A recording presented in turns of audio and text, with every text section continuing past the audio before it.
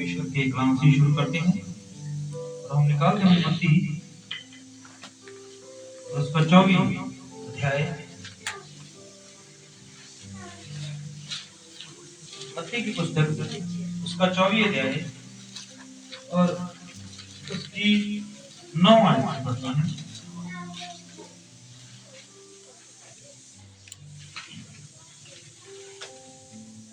मत्ती 24 हाँ जी।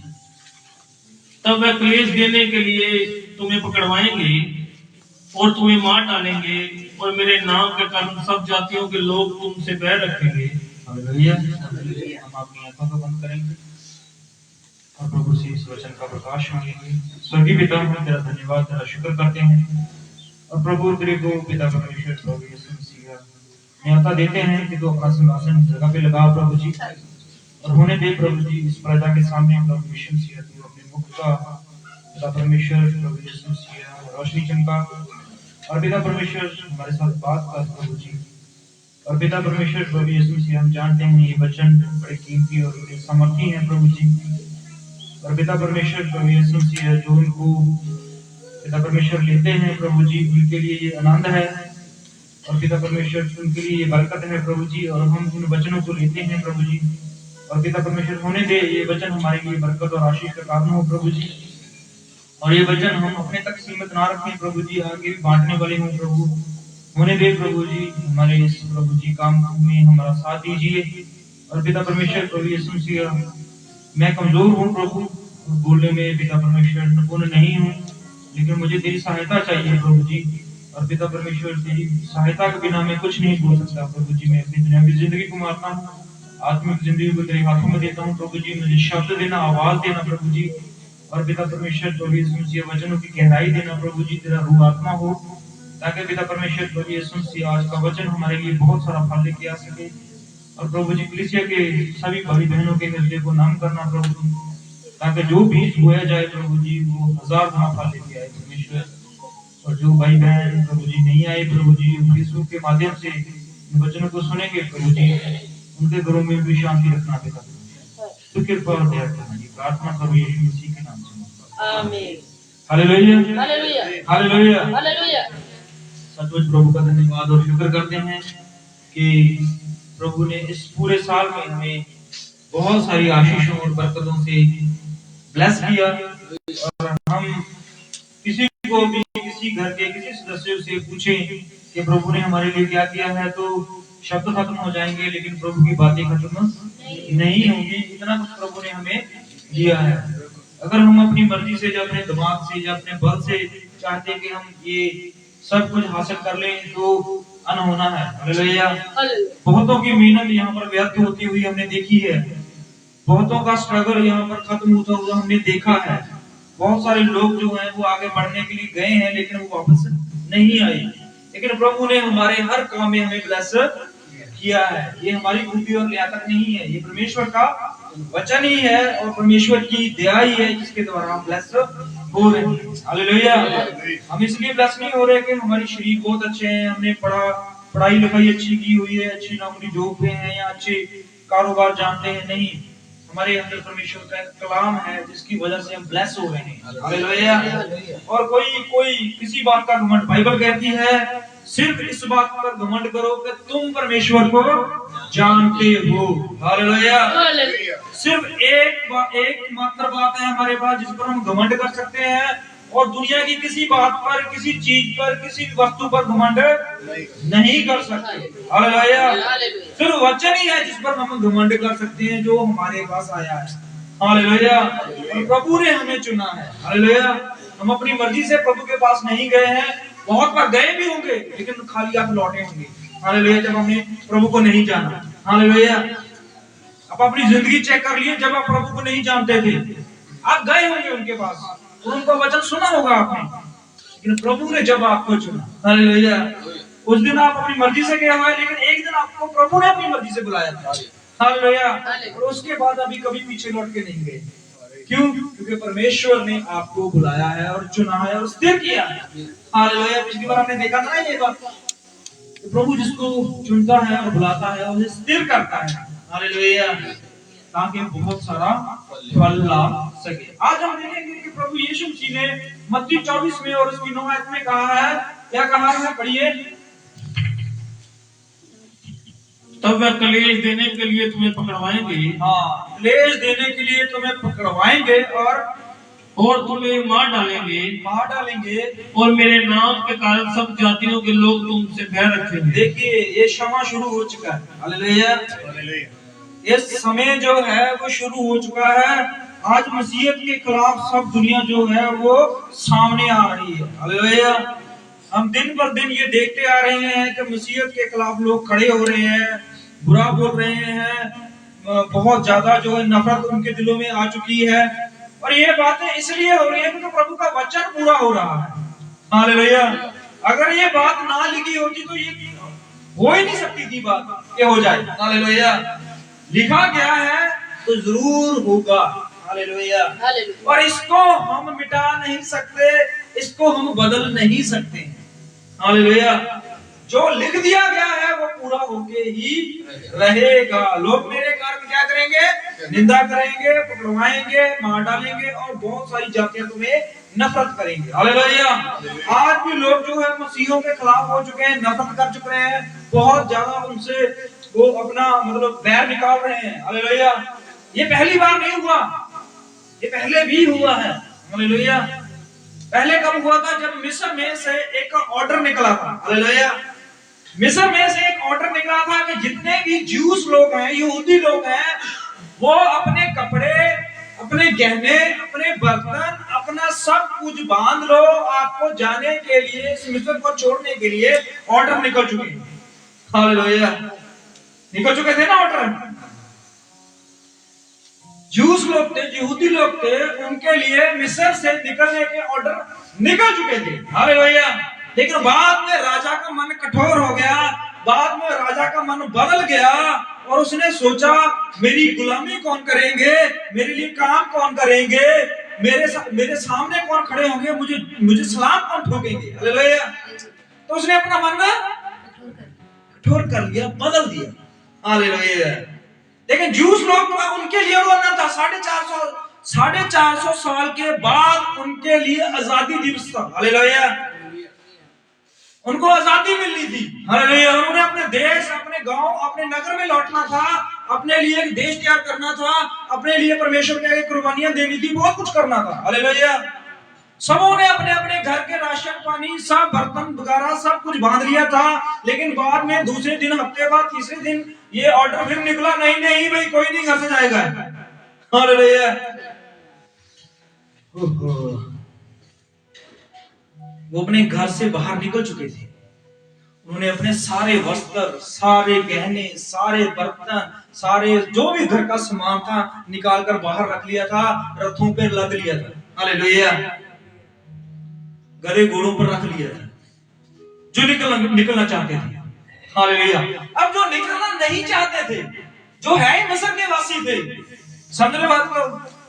तो क्या हुआ वहां पर सिचुएशन चेंज हो गई थी। पता आपको वहां पर क्या हुआ था? जब लोगों ने देखा कि बहुत सारे लोग निकलने के लिए तैयार हो गए। हालेलुया। राजा ने भी देखा, मंत्रियों ने भी देखा और मिस्र के बहुत सारे लोगों, आसपास के घरानों के लोगों ने भी देखा। हालेलुया। आज अगर कहा जाए कि पंजाब में से क्रिश्चियन निकल जाए, इंग्लैंड निकल जाए, अमेरिका निकल जाए या कनाडा निकल जाए, तो दूसरे लोग देखेंगे ना। हालेलुया। तो वहां पर भी ऐसे हुआ था। हालेलुया। पूरा मिस्र खाली होने पे आ गया था। अब जो मिस्र के लोग थे और उनको पता चल गया था कि सब ये ज्यूस लोग हैं। हालेलुया। ये मिस्र से जाना चाहते हैं, ये जगह को छोड़ना चाहते हैं, ये यहाँ के तौर तरीके, यहाँ का लॉ, यहाँ का कानून, यहाँ का राज्य को छोड़ना चाहते हैं। हालेलुया। लेकिन जब राजा ने ऑर्डर कैंसिल कर दिया तो फिर से उन्होंने अपने घर में बर्तन, कपड़े सब कुछ वैसे ही रख लिया। नहीं, कैंसिल हो गया, क्या कर सकते, नहीं जा सकते, राजा का हुक्म हो गया है। अब जो लोग ये देख रहे थे, अब वो लोग अगर उनसे थोड़ा मोटा प्यार करते थे, थोड़ा उनके दिलों में उनके लिए इज्जत थी, तो अब नफरत शुरू हो गई थी। हालेलुया। समझ रहे बात को? समझ रहे बात को? मैं क्या बोलना चाहता हूं? यहां पर क्या हुआ है, उनको पता चल गया है कि इनके लिए दंड की आगे निकल चुकी है, इनके लिए ये हो चुका है, राजा इनसे क्रोधित हो चुका है, हमारे देश में अकाल पड़ चुका है, हमारे देश में मक्खियां, टिड्डियां, बीमारियां, कितना कुछ आ गया है इनकी वजह से। हालेलुया। अब जो मिस्र के लोग रहे, राजा तो परेशान था ही वहां पर, लेकिन और भी बहुत सारी दुनिया परेशान थी। हालेलुया। तो लोग नफरत कर रहे थे अब ज्यू से, वो चाहते थे निकल जाए। हालेलुया। इन्होंने हमारे देश में क्या कर दिया है, बवाल मचा दिया है। हालेलुया। पहलौठे मरने शुरू हो गए थे। एक रात में पूरे मिस्र में जितने भी पहलौठे लोग थे और जानवर पहलौठे थे वो सब मर गए थे। यहाँ के राजा फिरौन का बेटा भी मर गया था। हालेलुया। पूरे घर में शोक था, पूरे मिस्र में शोक था, पूरे मिस्र में वो देखा जाए हड़ताल बन चुकी थी, सिर्फ एक ज्यूस के कारण, एक यहूदियों के कारण। पर यहूदी ये नहीं चाहते थे क्योंकि मरे, यहूदी ये नहीं चाहते कि नफरत फैले, यहूदी ये नहीं चाहते थे। क्यों? क्योंकि बाइबल कहती है जब परमेश्वर ने मूसा से कहा कि तुम मिस्र से निकल जाओ, और परमेश्वर ने मूसा से कहा कि सब लोगों को, सब यहूदियों को कह दो कि वो अपने पड़ोस से क्या ले लो, सोना चांदी। बर्तन की बात हुई नहीं थी, सोना और चांदी की बात हुई थी। गहने ले लो। तो लोगों ने खुशी खुशी दिए थे, पता है आपको। हालेलुया। लोगों ने खुशी खुशी उनको गहने, उनको बर्तन, उनको कपड़े, उनको जो चीज चाहिए थी वो दे दी थी। हालेलुया। तब उनमें प्यार था।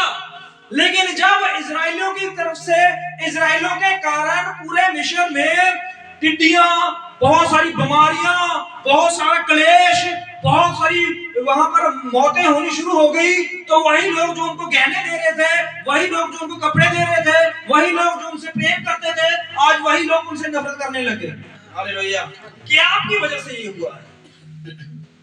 हालेलुया। इसलिए वहां पर सिर्फ परमेश्वर के कारण लोग उनसे नफरत करने लगे। हालेलुया। वैसे नहीं नफरत कर रहे थे, सिर्फ एक वजह के कारण, ओनली एक रीजन था उनके पास कि इनका जो परमेश्वर है वो देखने में पता नहीं कैसा है, बोलने में पता कैसा है, लेकिन वो हमें बहुत दंड दे रहा है। हालेलुया। वही मिस्र जिसको इजरायलियों ने, यहूदियों ने बड़े प्रेम से बनाया था, उनकी एक एक ईंट, उनका एक एक महल, उनका एक एक घर जो था, उनकी हर चीज जो थी वो यहूदी बना रहे थे। पता है आपको। हालेलुया। बाइबल कहती है जब निकलने का हुक्म निकला, जब मूसा ने बोला कि मेरे लोगों को जाने दे, तब राजा ने उनके ऊपर और बोझ डाल दिया। हालेलुया। उनसे कहा इनको तूड़ी भी मत दो, इनको घास भी मत दो, बिना घास के, बिना तूड़ी के, और 24 घंटे इनसे काम करवाओ, इतनी ईंटें बनवाओ इनसे। हालेलुया। बर्डन बहुत ज्यादा था उनके ऊपर। हालेलुया। मिस्र के राजा ने हुक्म निकाल दिया कि जाओ, लेकिन उसके बाद उसका मन जैसे परिवर्तन हुआ और उसने इस क्रोध की वजह से वही मिस्र के लोगों के ऊपर, जो वहां पर गुलाम थे, ज्यूस लोग, यहूदी लोग, उनके ऊपर और ज्यादा बोझ डाल दिया और ज्यादा दंड डाल दिया। हालेलुया।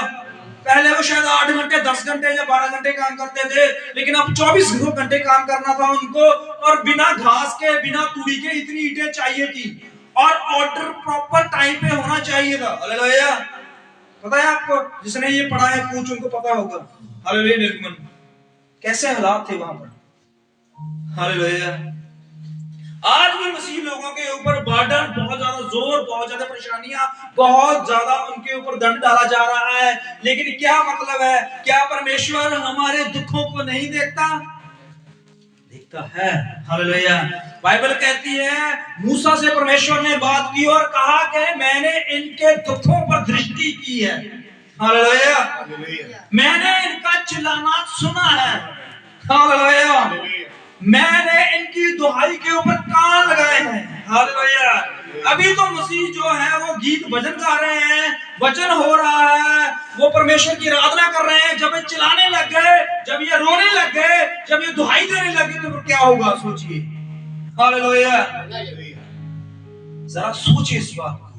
इजराइल में ऐसा ही हुआ था। प्रार्थना चल रही थी घर में, वो दुआ प्रार्थना करते थे, कुर्बानियां चढ़ाते थे, वो परमेश्वर के आगे दुआइयां देते थे। लेकिन जिस दिन मिस्र ने बहुत ज्यादा बोझ डाल दिया, उनके ऊपर बहुत ज्यादा दंड डाल दिया, उनके ऊपर बहुत ज्यादा कर्जा डाल दिया, छोटे छोटे बच्चे काम कर रहे थे, गर्भवती महिलाएं काम कर रही थी, बुजुर्ग जिनके घुटनों में दम नहीं था वो भी काम कर रहे थे, निगाह काम नहीं कर रही थी वो भी खेत में जाकर काम कर रहे थे। तो परमेश्वर ने वो सब कुछ देखा और देख के क्या किया? फैसला किया। हालेलुया। जितना जुल्म बढ़ेगा, परमेश्वर की दया उससे दुगनी होगी। हालेलुया। ये मैं नहीं कहता, ये परमेश्वर का कलाम कहता है। हालेलुया। आज मसीहत के ऊपर चाहे जो मर्जी हो जाए, हालेलुया, लेकिन हमारा परमेश्वर हमारे दुखों के ऊपर निगाह करने वाला परमेश्वर है। जो हुक्म मर्जी निकल जाए, जो मर्जी बातें बोल दीजिए, कोई बात नहीं है। हालेलुया। एस्तर की किताब में लिखा हुआ है, हमारा छुटकारा तो कहीं ना कहीं से हो जाएगा, पर हालेलुया, आज मसीहत को सताने के लिए पूरी दुनिया निकल आई है। हालेलुया। अगर निकल आई है तो इसका मतलब है छुटकारा भी निकल आया है। हालेलुया। यहाँ पर देखिए, ये हमारे लिए चिन्ह है। हालेलुया। अगर मसीहत के ऊपर सताव निकल चुके हैं, दंड निकल चुका है, आज्ञा निकल चुकी है, तो इसका मतलब ये है कि हमारा छुटकारा भी निकल चुका है। हालेलुया।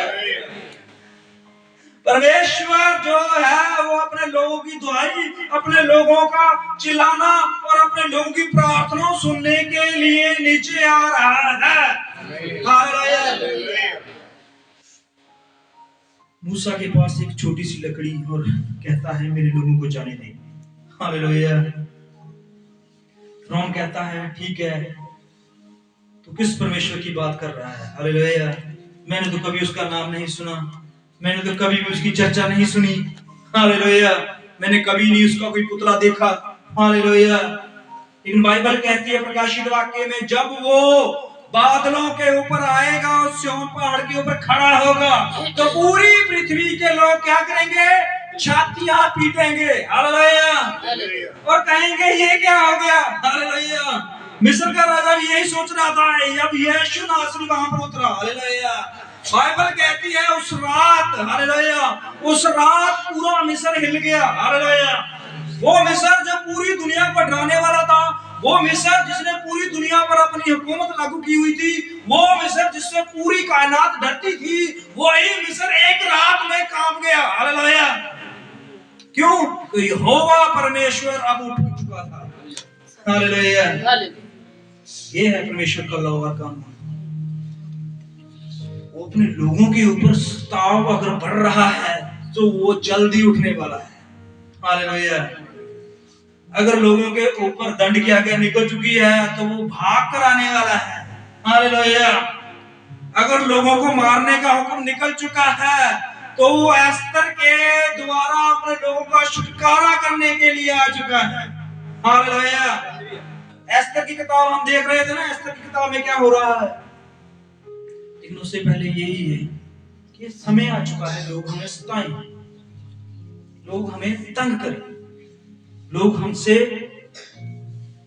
अलग होना चाहते हैं। हालेलुया। लेकिन ये हमारे लिए भलाई है, डरिए मत, इसके पीछे हमारा छुटकारा है। हालेलुया। चलिए एस्तर के पास चलते हैं, वहां पर क्या हुआ, कहां से छोड़ा था।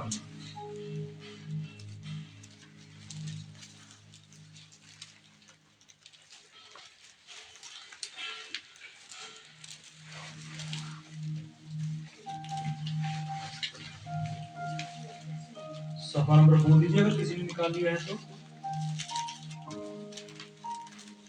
600 हिंदी का 600। हाँ जी, 600 हिंदी का और पंजाबी का 752। हाँ जी, कहाँ पर थे हम? तीसरे चैप्टर में थे, जहां पर भी थे शुरू कर लीजिए। जहां भी थे वहां शुरू कर लीजिए। इन बातों के बाद राजा शेष ने अगागी हमदाता के पुत्र हमान को उच्च पद दिया। अगागी जहां पर लिखा हुआ है उसको अंडरलाइन कर लीजिए। हालेलुया। इसके बारे में बाद में पता चलेगा कि इसको अगागी क्यों बोला गया। हाँ जी, उसका नाम क्या था? हमान। हालेलुया। तीसरे चैप्टर में हमान जो है वो आ रहा है। हालेलुया। और इससे पहले हमान का कोई जिक्र नहीं है, पहले भी नहीं है, दूसरे भी नहीं है। हालेलुया। वो तीसरे चैप्टर में आ रहा है। हालेलुया। और यहाँ पर हम तीसरी मोहर में हैं। हालेलुया। हम मोहरों को भी साथ में लेके चल रहे हैं ना। अब घोड़ा कौन सा है? रेड। हालेलुया। और यहाँ पर मसा किसका है? बछड़े का। और यहां पर कलीसिया कौन सी है? तीसरी कलीसिया है। हालेलुया। इन सबको हम साथ में लेके चल रहे हैं। क्यों लेके चल रहे हैं? क्योंकि परमेश्वर हमें बता रहा है कि मोहरें पहले भी थी। हालेलुया। पुराने नियम में मोहरें थी, लेकिन प्रकाशन अंत में हुआ। हालेलुया। जैसे हमने देखा लिया और रहेल की जिंदगी में, उसमें पहली मोहर थी ना। हालेलुया। वहां पर कौन काम कर रहा था? लबान। हालेलुया। और उसके बाद एस्तर और वस्ती आई और उसमें कौन काम कर रहा है? हमान। हालेलुया। लेकिन यहाँ पर आप देखिए तीसरे चैप्टर में जो है वो खून का रेड, यहाँ पर रेड हॉर्स आया है। हालेलुया। रेड का मतलब है खून बहाना। हालेलुया। और ये बछड़ा है, बछड़ा जो है वो कटने के लिए होता है, कुर्बानी के लिए होता है। हालेलुया। बछड़ा कभी लड़ाई में देखा है आपने? शेर तो लड़ाई में देखा है आपने। हालेलुया। लेकिन बछड़ा जो है वो कुर्बान होने के लिए होता है, उसने कुर्बान ही होना है। हालेलुया। अपने लोगों के लिए कुर्बान होना है। और यहाँ पर लाल घोड़ा है। हालेलुया। लेकिन सवार नहीं है उसके ऊपर, सवार का नाम नहीं है। हालेलुया। पहले घोड़े के ऊपर सवार था लेकिन नाम नहीं था, उसके पास धनुष था, तीर नहीं था। हालेलुया। लेकिन दूसरे घोड़े के ऊपर वो सवार नहीं दिखाया गया। हालेलुया। ना उसके हाथ में कोई शस्त्र दिखाया गया। हालेलुया। अब यहाँ पर एस्तर में भी हमान जो है वो चुपके से आता है। हालेलुया। और ये जो घोड़ा है ये खून मांगता है, कुर्बानी मांगता है। हालेलुया। और परमेश्वर ने अपने लोगों के लिए कुर्बान होने का मसा रख दिया है। हालेलुया। ये जितने ऊपर चल रहे हैं ये सब मसा चल रहे हैं। हालेलुया। पहली मोहर में शेर का मसा था। लोग जो है परमेश्वर के लिए घर घर जाकर प्रार्थना कर रहे थे, लोगों को वचन सुना रहे थे, डर नहीं रहे थे। पेंताकुस्त के दिन पतरस ने कितने लोगों के सामने खड़े हो गए कि बहुत सारे लोग थे वहां पर। हालेलुया। पूरी दुनिया के लोग वहां पर मौजूद थे और वहां से यहूदी इकट्ठे हुए थे और वहां से पतरस ने खड़े होकर ललकार के साथ ये वचन बोला है कि जिस यीशु को तुमने सलीब पर चढ़ाया है उसने ही ये पूरी कायनात को बनाया है। हालेलुया। हालेलुया। इतनी दुनिया के सामने वो चिल्लाकर बोल गया। उसे परवाह नहीं थी कि उसे मार देंगे, उसे परवाह नहीं थी जेल में डाल देंगे, उसे परवाह नहीं उसका प्रवाह खत्म कर देंगे, उसे परवाह थी कि आज परमेश्वर के वचन को देने का समय है। हालेलुया। तो वो ललकार के साथ शेर की मानव जो है वो वहां पर गरजा और 3000 लोगों ने परमेश्वर के आगे घुटने टेक एक आवाज से। हालेलुया। जब दूसरी आवाज आई वो थी कुर्बानी की आवाज। यहाँ पर मसा शेर का नहीं रहा, अब मसा चेंज हो चुका है। हालेलुया। मसा जो है अब शेर की मांग काम नहीं करेगा, वो कुर्बान होने के लिए तैयार आ गया है। हालेलुया। मसीह लोग जो हैं वो परमेश्वर के लिए कुर्बान हो रहे हैं। लोग निंदा कर रहे हैं, चुगली कर रहे हैं, मार रहे हैं, काट रहे हैं, बुरा व्यवहार कर रहे हैं, लेकिन मसीह लोग तैयार है मरने के लिए। हालेलुया। लेकिन उसका वचन उनसे ना दूर हो, बाकी वो सब चीजें लेने के लिए तैयार है। हालेलुया। अब यहाँ पर एस्तर की किताब में क्या होता है? एस्तर जो है वो रानी के पद पर पहुंच गई है, लेकिन उसने एक बात छुपाई है कि वो यहूदी घराने से। हालेलुया। और वह बिन्यामीन के गोत्र से थी। हालेलुया। मोर्दकै और एस्तर जो थी वो दोनों बिन्यामीन के गोत्र से थे, और यहाँ पर हामान जो है वो एंट्री करता है। हालेलुया। और हामान को एक ऊंचा पद राजा देता है। पिछली बार हमने देखा था उसको पद क्यों मिला। हालेलुया। क्यों? क्योंकि राजा को मारने के लिए दो बंदे रात को आए थे, चोर आए थे कि नहीं आए थे? हालेलुया। और मुर्दकाई ने ये खबर जो है वहां पर पहुंचाई थी, और मुर्दकाई को उसके इनाम का बदला अभी तक नहीं मिला। हालेलुया। लेकिन वो बंदे कौन थे? कौन उनको प्लान कर रहा था? कौन तैयार कर रहा था? ये सब काम करने वाला हामान था। हालेलुया। कैसे पता चलता है कि ये चीजें हामान ने तैयार की हैं? हम अंत में जब देखेंगे कि हामान जो है वो राजा के साथ खाना खाता है, और राजा उससे पूछता है कि अगर किसी मनुष्य को महिमा देनी हो, अगर किसी मनुष्य को अच्छा पद देना हो तो कौन सा देना चाहिए, क्या करना चाहिए उसके लिए? तो हामान के लफ्ज बताते हैं कि वो उसके दिल में, दिमाग में क्या था। हालेलुया। हामान कहता है राजा की अंगूठी होनी चाहिए, राजा के शाही पोशाक होनी चाहिए, और राजा की घोड़ा होना चाहिए। हालेलुया। समझ रहे बात का? क्योंकि वो सोच रहा था ये सब बातें मुझे मिलने वाली हैं। हालेलुया। तो उसने राजा को मारने से पहले भी प्लान बना चुका था वो, लेकिन वो सफल रहा। हालेलुया। मुर्दकाई बीच में आ गया। हालेलुया। अब यहाँ पर ये जो हामान है इसका एक ही घराने के बारे में बताया गया है। क्या घराना था इसका? अगागी। अगागी। हालेलुया। इसको भी हम देखेंगे अगाग कहां से आता है, लेकिन आगे देखते हैं क्या होता है। हाँ जी। हगागी हमदाता के पुत्र हामान को उच्च पद दिया। हाँ जी। और उसको महत्व देकर उसके लिए उसके साथी हाकिमों के सिंहासन से ऊंचा सिंहासन ठहराया। हाँ जी। राजा के सब कर्मचारियों को राजभवन के फाटक में रहा करते थे। हाँ जी। वे हामान के समान झुककर दंडवत किया करते थे। यहाँ पर देखिए जो हामान जो था वो अपनी मेहनत से, जो अपने बल से, जो सेना से, हालेलुया। जैसे हम जमात जानते हैं ना कि एक नमान है, एक हामान है। हालेलुया। अब दोनों के बारे में थोड़ा सा बताना चाहता हूँ। नमान जो था वो चुस्त चालाकी चुगली चपाटी से आगे नहीं बढ़ा था। वो किस वजह से आगे था? क्योंकि वो एक योद्धा था। हालेलुया। बाइबल में कहा गया है कि नमान जो था वो एक शूरवीर, एक योद्धा पुरुष था। हालेलुया। हालांकि उसका कोढ़ था, हालांकि उसके शरीर में बदबू थी, हालांकि उसके शरीर में वो कीड़े थे, लेकिन वो अंदर से योद्धा था। हालेलुया।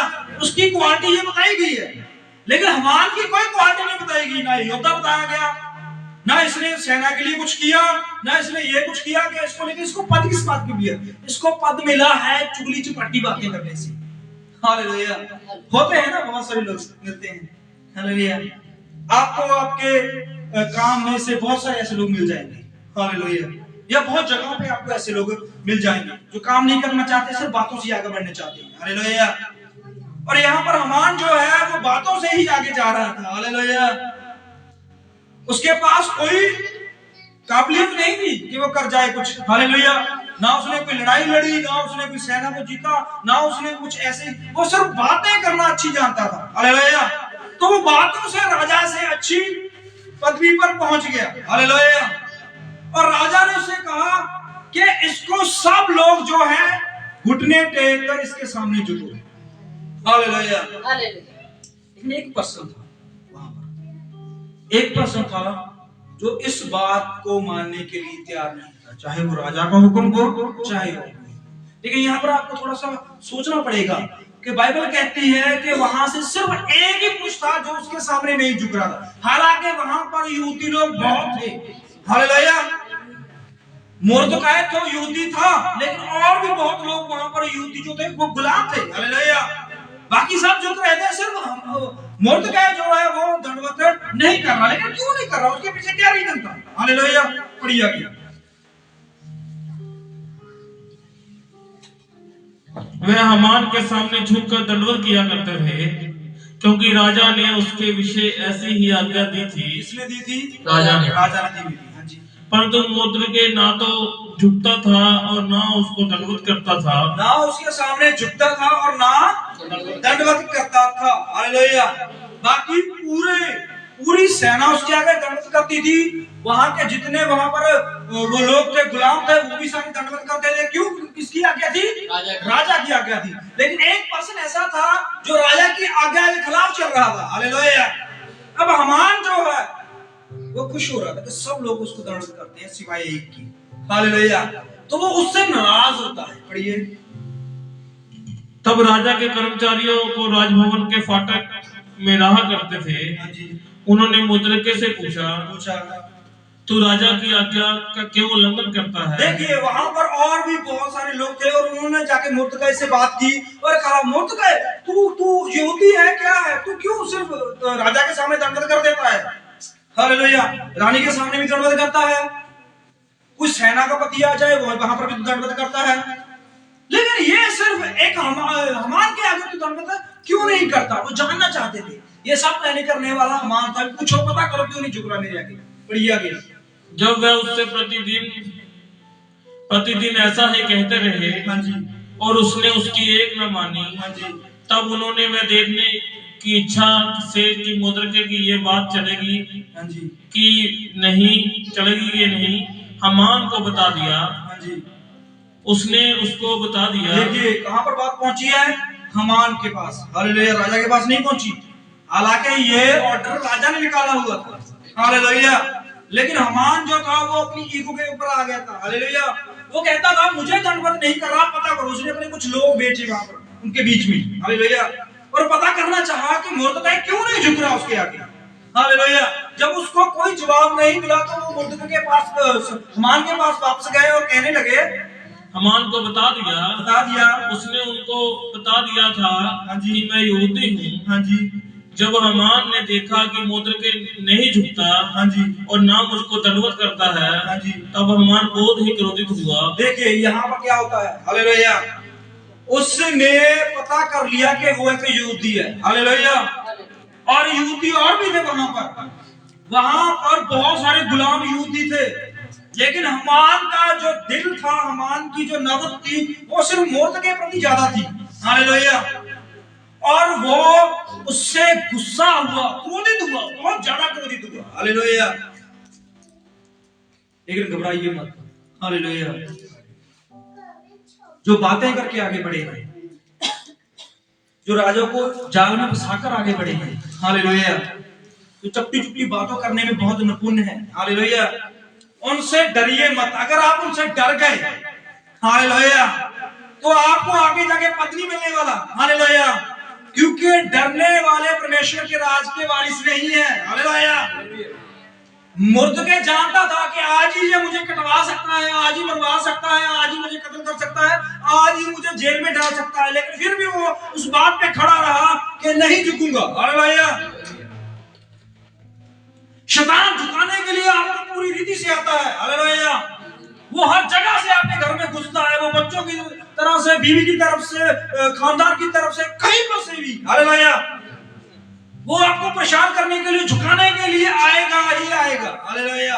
अगर आप झुक गए, हालेलुया, तो कोई नाम नहीं है। हालेलुया। क्योंकि आप झुक गए हो। हालेलुया।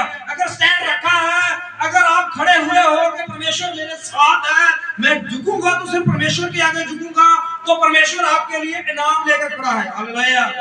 मुर्दकै को आज चाहे पूरी दुनिया नफरत कर रही है, मुर्दकै को हमान नफरत कर रहा है, तो हम मुर्दकै के जितने साथ काम करने वाले हैं वो नफरत करने लग गए, लेकिन मुर्दकै अपने उस डिसीजन पर खड़ा रहा। हालेलुया। शैतान आपको डराता है, पता आपको? आप शैतान के पास जाते हो, मुकाबला हो जाता है। शैतान आपको ऐसी ऐसी बातें बोल देता है, ऐसी ऐसी गाली गलौज हो जाती है, ऐसे ऐसी नफरत कर देता है, ऐसे ऐसी, और आप बोलते हो नहीं, मैं उससे बात नहीं करूंगा। हालेलुया। उसको भी पता चले कि उससे लड़ने वाले हैं। हालेलुया। उससे बात करके मुंह बंद करने वाले लोग डरपोक हैं। पता है आपको? बाइबल ये बताती है। हालेलुया।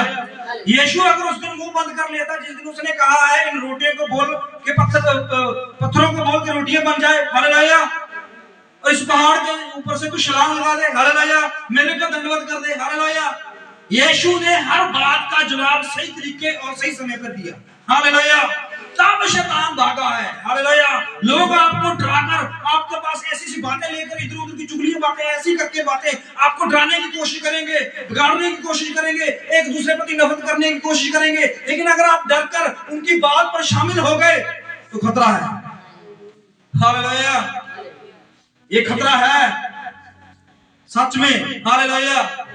शैतान डराकर ही वार करता है। हालेलुया। जब इंसान डर जाता है शैतान को मारने में बड़ी आसानी होती है। हालेलुया। अगर नहीं डरा तो शैतान खुद मरने में आ जाता है। हालेलुया।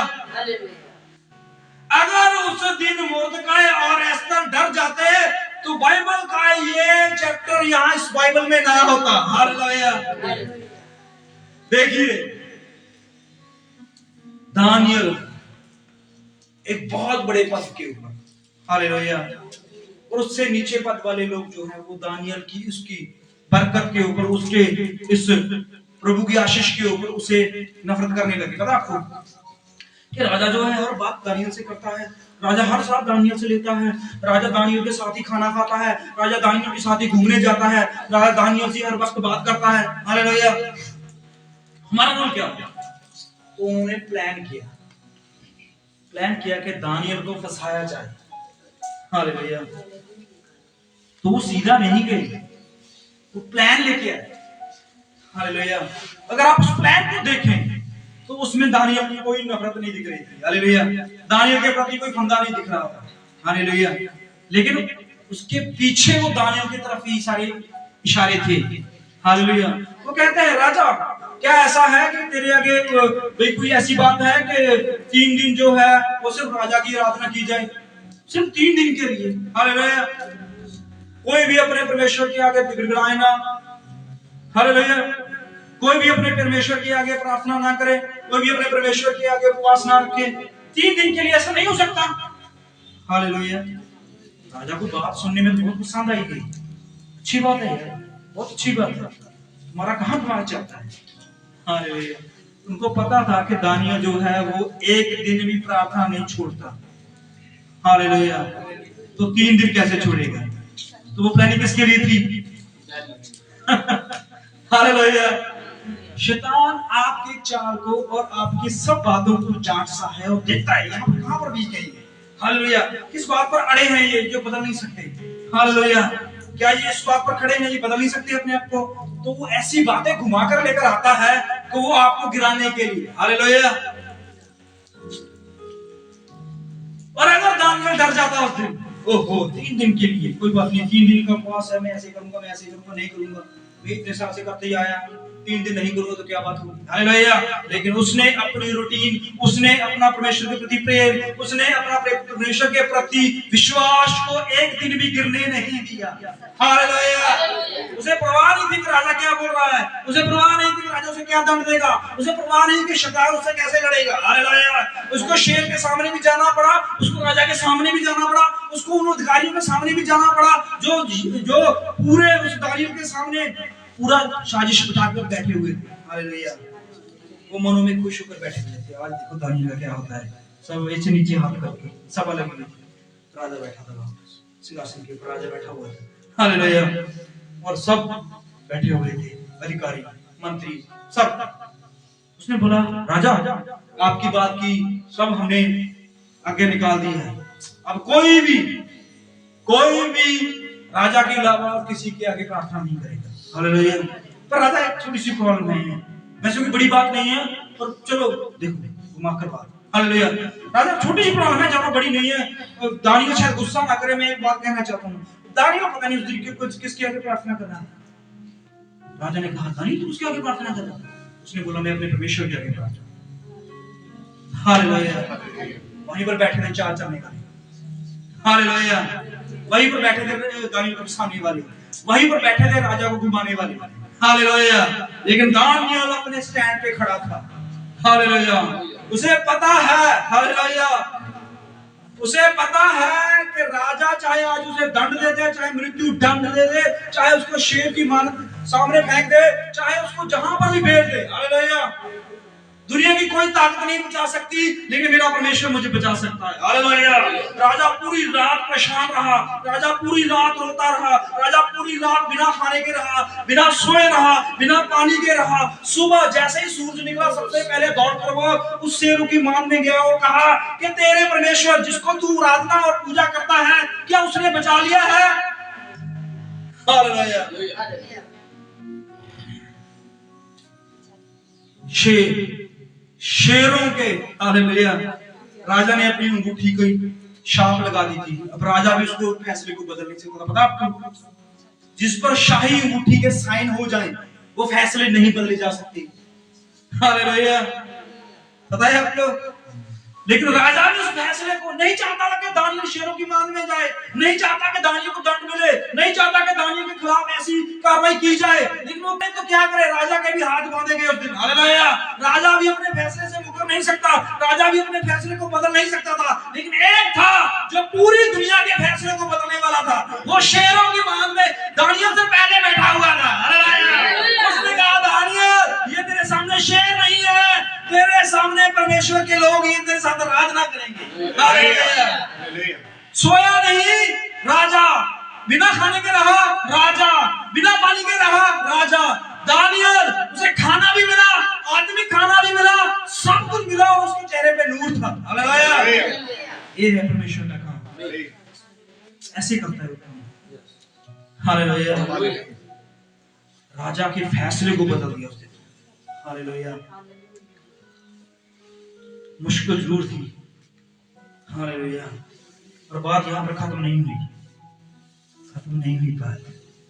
जब वो शेर की मान से निकाला गया, हालेलुया, जब उसको उसी पद पर बिठा दिया गया, हालेलुया, उसके सामने अच्छा भोजन रख दिया गया, हालेलुया, उसके वही शाही अंगूठी पहना दी गई, हालेलुया, उसको वही अच्छे वस्त्र पहना दिए गए, हालेलुया, उसके लिए वीणा, उसके लिए बाजे, उसके लिए पूरी पार्टी तैयार हो गई। हालेलुया, दूसरी तरफ जो उनके लिए प्लान करके बैठे हुए थे, जो दानियल के खिलाफ खड़े हुए थे, जो दानियल के खिलाफ प्लान करके कर चुके थे, वो शेरों की मान में फेंक दिए गए। हालेलुया, और बाइबल कहती है शेरों ने उनको नीचे भी नहीं गिरने दिया, रास्ते भी फाड़ दिया।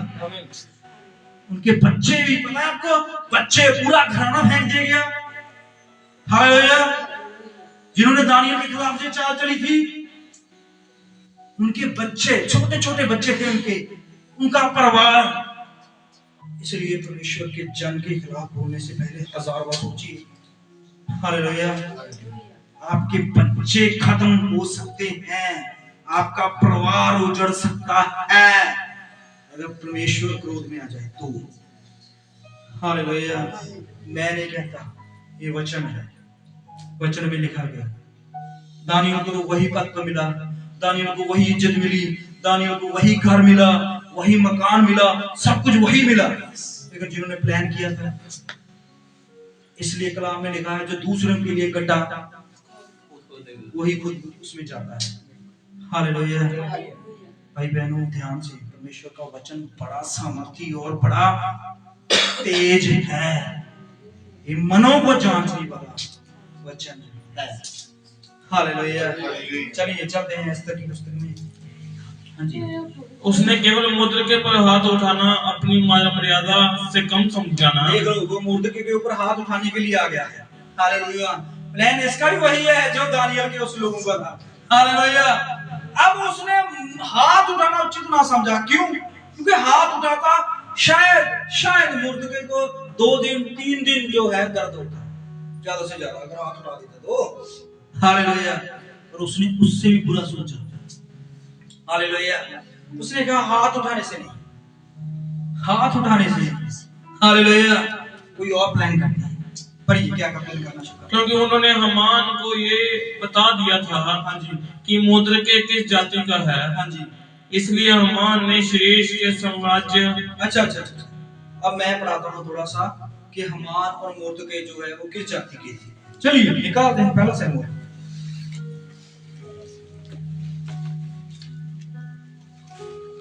और उसका 9 चैप्टर वापस हम यहीं पर आएंगे। पहला शमूएल सफा नंबर 402।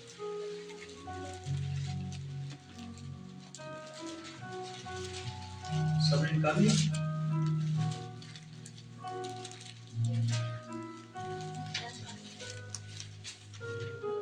पहला शमूएल हाँ, 9 शुरू से पढ़िए।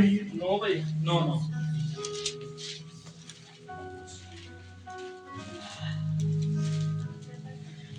हाँ जी, जिसको भी मिल गया पढ़।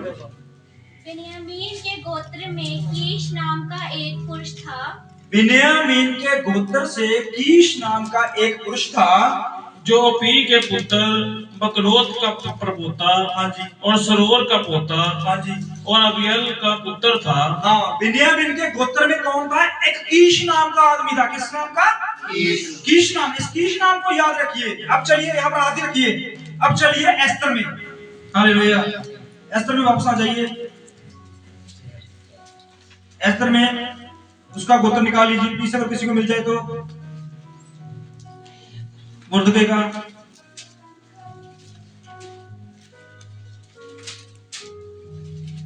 किसी को भी अगर मिलता है तो 2 की 5, 2 की 5, हाँ, 2 की 5 निकाल लीजिए। हाँ जी, शूशनगढ़ में मोद्रके नामक एक यहूदी रहता था। शूशनगढ़ में। अब ये राजा एस्तर के यहाँ पर है, ठीक है, समझ रहे हो बात को? अब इस मोर्दके का पिछला घराना बताया जा रहा है, इसका वंश बताया जा रहा है पिछला, हालेलुया, कि ये किस गोत्र से था? पढ़िए। जो कीश नाम के एक बिन्यामीनी का पोता था। कीश नाम बिन्यामीन के एक आदमी का पोता था। समझ रहे बात को? अब जो यहाँ पर एस्तर की किताब में क्या नाम है उसका, मैं भूल गया। नहीं, दूसरा, इसकी वंशावली पढ़ रहे हैं। मुर्दकै जो है वो किस गोत्र से है? बिन्यामीन के गोत्र से है। और बिन्यामीन कौन था? वो याकूब के 12 बेटों में से सबसे छोटा बेटा था, हालेलुया। अब उसकी जब शादी हुई तो उसके जो बच्चे हुए, और उन बच्चों में एक बच्चा था कीश। समझ रहे बात को? भाई पहले तो ऐसे ही नाम होते थे। आपको नाम सुनने में थोड़ा सा अजीब लग रहा है, लेकिन पहले ऐसे नाम, राजाओं के ऐसे नाम होते थे। तो वहां पर कीश का जो था उसका बेटा हुआ, और उसके बेटे के एक बेटा हुआ, वो मुर्दकै था। समझ रहे बात को? हालेलुया। और तब इजराइल जो था ये गुलामी में था, हालेलुया। बेबीलोन की गुलामी के बाद राजा दारा था, और ये राज जो है वो बटे हुए थे। समझ रहे? दानियेल अलग राज्य में था, वो दूसरा अपना मुर्दकै और एस्तर अलग राज्य में थे, हालेलुया। तो यहाँ पर जो है वो कीश नाम के आदमी का पोता है मुर्दकै, हालेलुया। अब हम जब स्टार्टिंग में पढ़ते हैं, ये मुर्दकै जो था इसने अपनी भाई की बेटी को पाला पोसा था। अब मुर्दकै अगर कीश का बेटा है तो परपोता, तो जो एस्तर का पिता है वो क्या हुआ फिर? कीश का क्या हुआ? अरे यार, सिंपल तो है, वो भी पोता ही हुआ। अगर मुर्दकै पोता है तो कीश का, एस्तर का पिता भी तो कीश का पोता ही हुआ ना, हालेलुया। क्योंकि मुर्दकै और एस्तर का पिता दोनों भाई थे, हालेलुया, परपोता या पोता जो भी थे, हालेलुया। तो अब ये दोनों बिन्यामीन के गोत्र से थे, एस्तर और मुर्दकै, हालेलुया। इसकी वंशावली पता चलेगी। अब चलते हैं हमान के वंशावली की, हालेलुया। पहले हम हमान का एस्तर 3 शुरू से पढ़िए। इन बातों के बाद राजा शेष ने अगागी हमदाता के पुत्र हमान की उत्पत्ति की।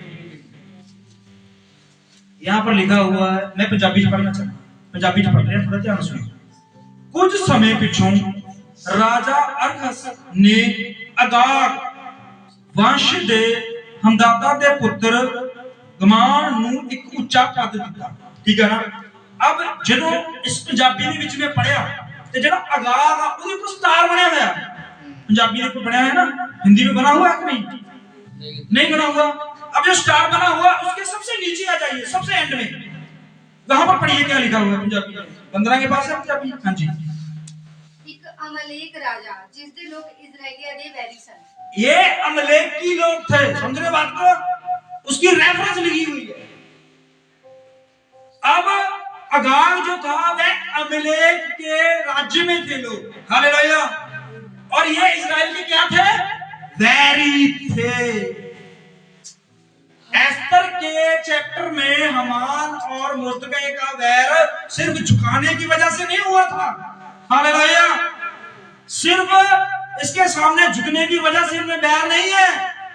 वैर जो है वो पीछे पीछे दादों और परदादों की वजह से चल रहा है। हालेलुया। पढ़ना चाहते हो, अगर गहराई से पढ़ना चाहते हो, निकालिए शमूएल, पहला शमूएल उसकी 15 और उसकी 17 साल से।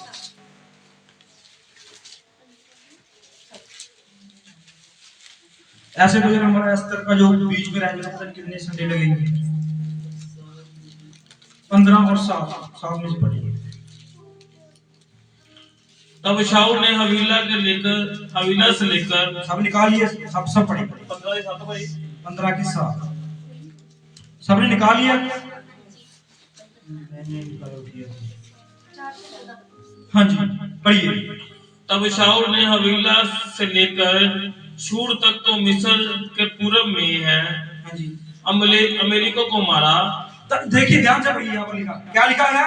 शाऊल शाऊल ने सूर से लेकर हवीला, ये देश है, नगर है, समझ रहे बात को? सूर से लेके हवीला तक अमलेकियों को क्या किया? मार दिया। किसने? शाऊल कौन था? राजा था ना, ये बिन्यामीन के गोत्र का, इजराइल का पहला राजा। हालेलुया। सॉरी, दूसरा, पहला तो ये होगा। हालेलुया। यहाँ पर ये राजा जो था, जब ये राजपद पर बैठा और इसने इजराइल की पूरी सेना इकट्ठी की और अमलेकियों को सूर से लेके हवीला तक जितने भी अमलेकी थे सब मार दिए, पर एक घराने को बचा लिया। पढ़िए। और उनका राजा अगाग को जीवित पकड़ा। क्या पकड़ा? अगाग। अब देखिए, उसने सब लोगों को मार दिया और शाऊल ने राजा अगाग को छोड़ दिया, जिंदा पकड़ लिया, शायद जेल में डाल दिया होगा, मुझे नहीं पता। अगर उसने अगाग के ऊपर दया कर दी, अगर उसने अगाग को बख्श दिया, तो जरूरी है, चाहे ये बात नहीं लिखी गई, शायद उसके घराने को भी बख्श दिया होगा। हालेलुया। अगर अगाग को नहीं मारा तो उसकी पत्नी को भी नहीं मारा होगा, उसके बच्चों को भी नहीं मारा होगा। हालेलुया।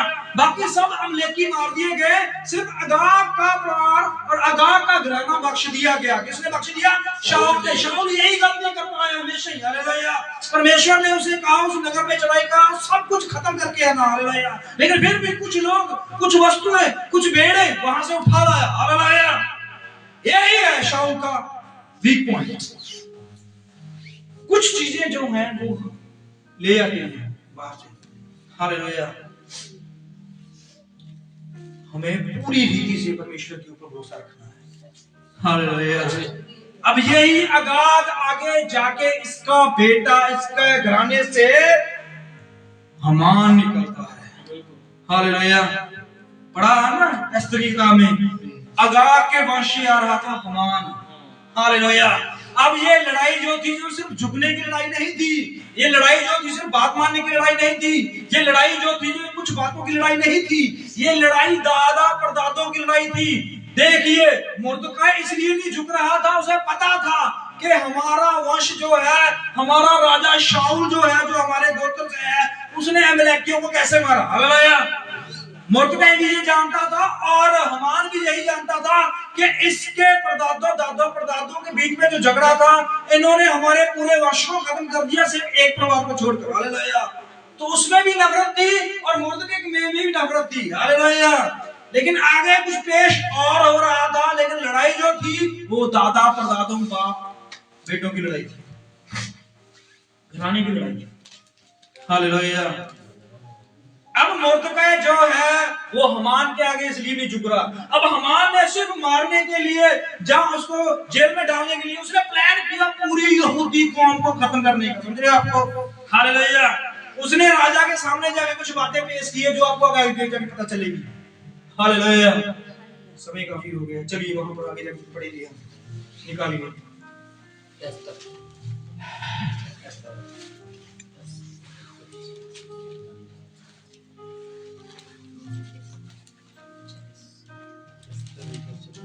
हाँ जी।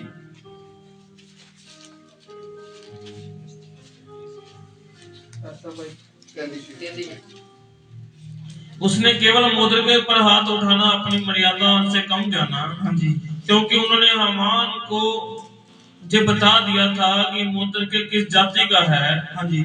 इसलिए हमान ने शेष को साम्राज्य में रहने वाले हाँ जी, सारे यहूदियों को भी मुद्रके की जाति जानकर हाँ जी। नष्ट कर डालने की युक्ति निकाली। देखिए अब क्या हुआ है, उसने ये पता किया है कि हमारे इस नगर में, हमारे 127 प्रांतों में कितने ज्यूस, कितने यहूदी रह रहे हैं। हालेलुया। तो उसने सिर्फ मुर्दकों को मारने के लिए ये बात नहीं की, उसने पूरी यहूदी कौम को खत्म करने की बात की है, प्लानिंग की है। हालेलुया। आज भी मसीहत पे लोग खिलाफ हो चुके हैं और मसीहत को खत्म करने की प्लानिंग कर रहे हैं। हालेलुया। लेकिन इससे पहले कि मसीहत खत्म होए, हमारे 3 उपवास आ रहे हैं और एस्तर के भी 3 उपवास आ रहे हैं। हालेलुया। समझ में किसी बात कर रहा हूं? इससे पहले के वारंट निकले यहूदियों को मारने का, निकल भी जाएगा। हालेलुया। हमारे लिए भी निकल चुके होंगे शायद। हालेलुया। लेकिन इससे पहले कि वो उस बात पर अमल किया जाए, उस बात पर तलवार निकाल दी जाए, इससे पहले एस्तर ने 3 उपवास किए और पूरी इजराइल कौम ने 3 उपवास किए। हालेलुया। इसलिए हमारे ऊपर दंड किया गया निकले, हमारे ऊपर कोई भी लोग ऐसी बातें करे, इससे पहले हमारे 3 उपवास शुरू हो रहे हैं। हालेलुया। आगे तो निकल चुकी है। हालेलुया। बात ये है, हमें उपवास में जाना है अगर राजा श्रेष्ठ के साथ बैठना है, अगर यहोवा परमेश्वर के साथ बैठना है। हालेलुया। वहां पर एस्तर ने राजा के साथ बैठने के लिए 3 उपवास रखे। हमें यीशु नासरी के साथ बैठने के लिए 3 उपवास करने होंगे। हालेलुया। और ये उपवास हम सब लोग अपनी पूरी कलीसिया के लिए रखेंगे। हालेलुया। ताकि प्रभु, अगर कोई दंड आज्ञा निकली है, अगर प्रभु हमारे खिलाफ कुछ ऐसा हुआ है, हम जानते हैं परमेश्वर, हम मनुष्यों पर भरोसा रखने वाले नहीं हैं, हम इस संसार पर भरोसा रखने वाले नहीं हैं, हम अपनी बुद्धि पर भरोसा रखने वाले नहीं हैं, हम तो सिर्फ तेरे वचन के ऊपर भरोसा रखने वाले हैं। हालेलुया। हमें छुड़ाने वाला कोई नहीं है, हमें बचाने वाला कोई नहीं है, हमारी सुधि लेने वाला कोई नहीं है, सिर्फ एक है, उसका नाम प्रभु यीशु नासरी है। हालेलुया। राजा हमारी कोई मदद नहीं कर सकता जिस तरह एस्तर की उसने भी मदद नहीं की। हालेलुया। एस्तर इसलिए नहीं बचाई गई कि राजा ने उसकी बात मान ली। हालेलुया। यहूदी इसलिए नहीं बचे कि उन्होंने एस्तर को रानी होने के लिए दे दिया था। हालेलुया। वो इसलिए बचाए गए कि उन्होंने 3 दिन 3 रात उपवास रख के यहोवा परमेश्वर के आगे गिड़गिड़ाया है। हालेलुया। और परमेश्वर ने राजा के मन को बदल दिया। हालेलुया। परमेश्वर हामान के मन को भी बदल सकता था, लेकिन उसने राजा के मन को बदला। तो ये प्लानिंग राजा की नहीं थी, राजा के आगे तो कुछ पेश ही और किया गया है। हालेलुया। परमेश्वर ने राजा के मन को बदल दिया। पढ़िए आगे।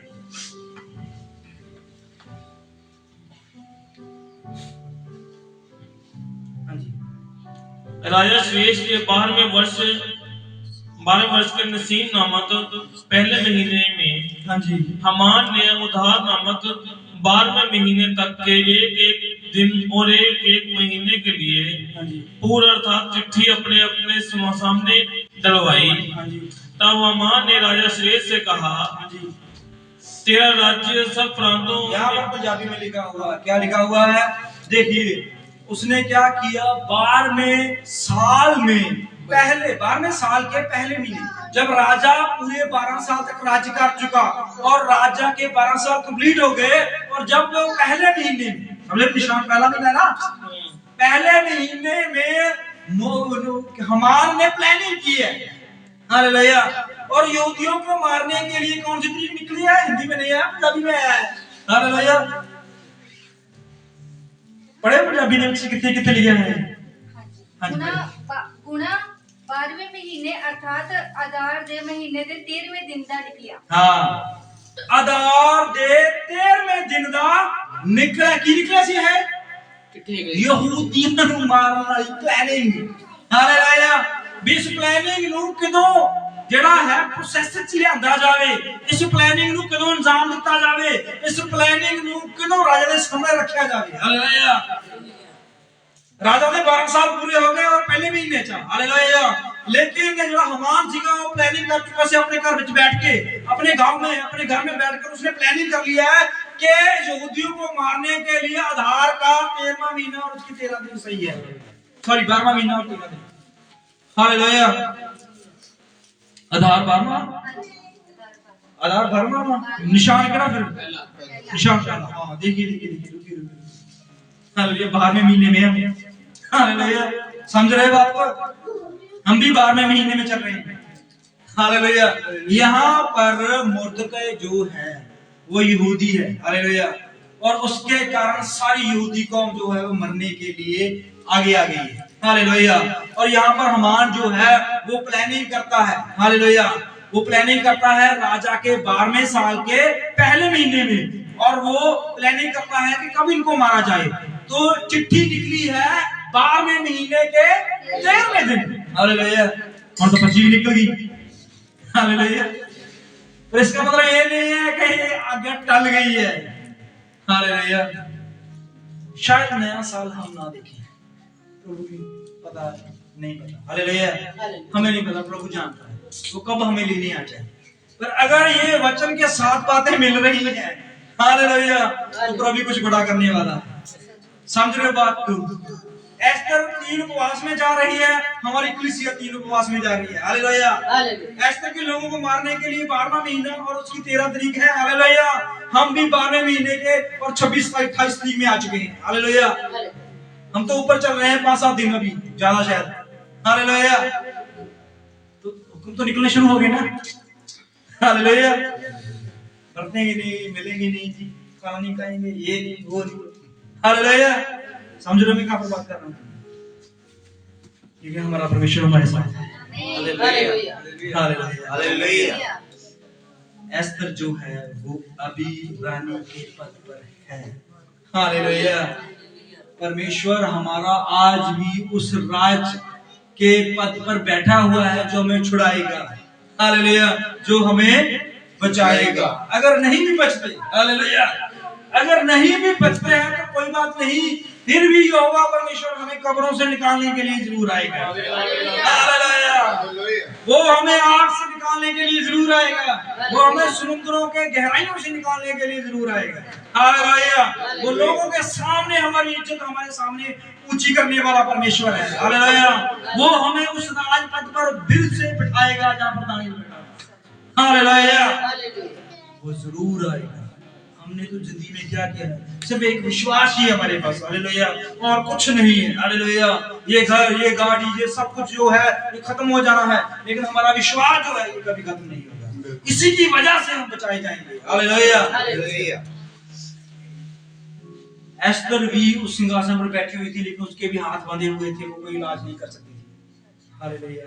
उसके पास चिट्ठी भेजी गई कि हमारे लिए कुछ कर, हमारे लिए कुछ कर, हमारे लिए कुछ। तो कहती मैं क्या करूं, मैं क्या कर सकती हूँ, मैं रानी के पद पर हूं, पर ये फैसले जो है वो राजा लेता है, मेरे हाथ में कुछ नहीं है हालेलुया। वो कहता है ठीक है, अगर तेरे हाथ में नहीं है तो एक है जो उसके हाथ में सब फैसले हैं हालेलुया, उसका नाम यीशु नासरी है हालेलुया हालेलुया। वो आएगा हालेलुया, और लोग और आने वाली पीढ़ियां और आने वाली कौमें जो हैं वो उसको जानेगी हालेलुया। आंखें बंद करें और उससे बात करें हालेलुया। प्रभु हमारे लिए शायद हुक्म निकल चुका है, और शायद प्रभु यीशु मसीह हम प्रभु जी नाश होने के लिए प्रभु जी परमेश्वर प्रभु यीशु मसीह बोल दिए गए हों प्रभु जी। शायद प्रभु जी हमारे लिए दंड किया गया हो चुकी हो परमेश्वर, हम नहीं जानते परमेश्वर, लेकिन हम जानते हैं प्रभु कि तू प्रभु जी छुड़ाने वाला है, तू बचाने वाला है पिता परमेश्वर प्रभु यीशु मसीह। तेरे पिता परमेश्वर प्रभु यीशु मसीह प्रभु जी नाम से ही हम बचाए जाएंगे, तेरे पिता परमेश्वर के नाम से ही हम बचाएंगे प्रभु, तेरे ऊपर विश्वास से ही हम बचाए जाएंगे प्रभु। प्रभु ऐसा ना हो प्रभु जी कि हम इस दंड को देख के प्रभु जी अपने विश्वास को छोड़ जाएं, ऐसा ना हो पिता परमेश्वर प्रभु जी कि हम पीछे लौट जाएं प्रभु जी, ऐसा ना हो प्रभु जी अगर हमारे परिवारों के ऊपर प्रभु जी कुछ ऐसी आज्ञा